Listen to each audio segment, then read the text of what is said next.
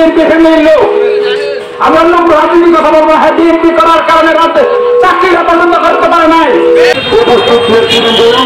সকলে আমার সালাম আমাদের বক্তব্য শুনেছেন। এখন সময় হয়ে গেছে, আমাদের অনেক ব্যক্তিবর্গ এখনো বাকি আছে।